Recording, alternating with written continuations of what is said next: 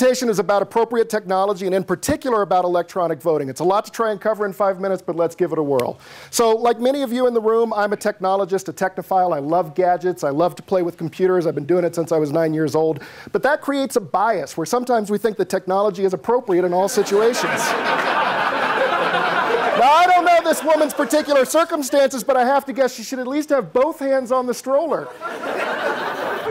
Even President Bush, with his great reflexes he's demonstrated recently, fell off a Segway. So here are the two questions I want you to leave with tonight. Are touchscreen computers an appropriate use of technology? And should computers be used to resolve or interpret the votes that voters cast? These are what we're going to try to approach answering a little bit tonight. Now, obviously, this was a huge issue after what happened in Florida in 2000.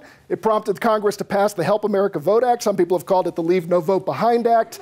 And this provided a huge incentive of $4 billion for counties all across the country to be able to modernize their voting technology. Now, here in Boulder, you may know that we use centrally optically scanned paper ballots, and we have voting terminals in the precincts. Now, in 2004, it took about 3 days to count the vote. In 2008, it actually took longer. So obviously, something's wrong with technology as the solution to this problem. Why not use computers, a lot of people ask. So we use ATMs, we use web banking. There are two key issues. One is anonymity. In our system, we have the sanctity of the secret ballot.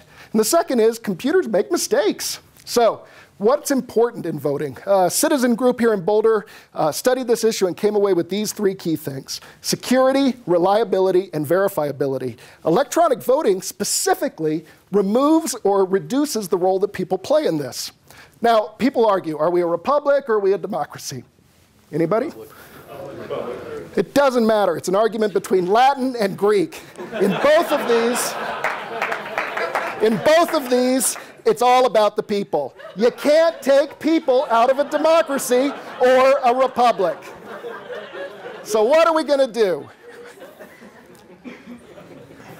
We got to come up with a way that works for the broadest number of people possible. Who are some of these people that we're talking about? Well, obviously, there are people who have access to the machines. We've seen that academics can hack machines even when they've got a so-called paper trail associated with them. You can watch the video of a chimpanzee.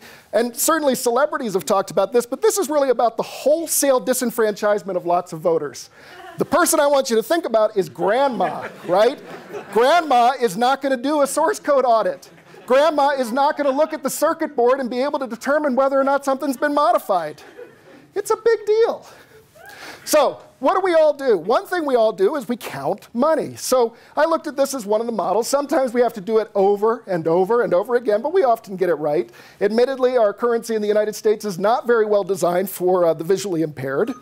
But if we think about this, it leads me to advocate for hand-counted paper ballots. Why?